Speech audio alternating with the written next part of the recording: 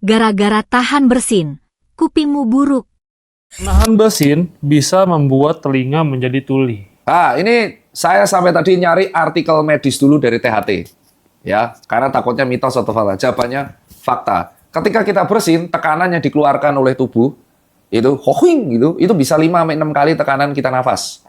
Ya. Dan saluran antara telinga, hidung, dan tenggorokan itu tersambung semua. Ada yang namanya tuba eustasius, ya. Ketika kita nahan bersin, jadi ditutup hidung ya, otomatis tekanan udara tersebut akan mendesak ke telinga, di mana telinga di sini ada gendang telinga dan telinga bagian tengah. Akhirnya kalau kamu lakukan terus-menerus bertahun-tahun, belasan tahun, bisa rentan terjadi kerusakan gendang telinga dan kerusakan tulang-tulang telinga. Ada 3 tulang telinga yang paling penting di bagian telinga.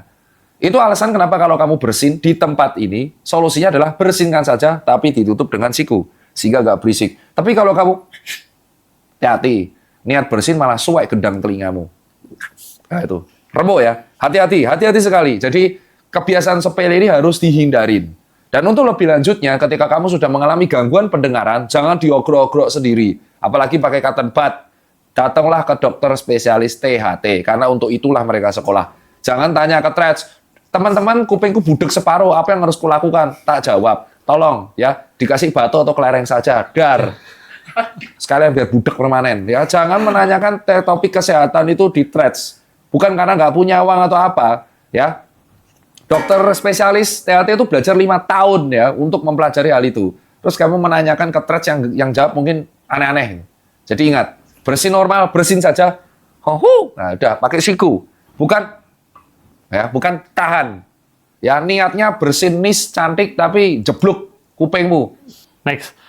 Makanan tertentu seperti bawang putih dan pete dapat mempengaruhi bau badan. Nah, ini jujur sebenarnya ranahnya dokter penyakit dalam, SPDVE, dan nutrisionis. Makanya saya sampai baca jurnal ini sejam, Pak.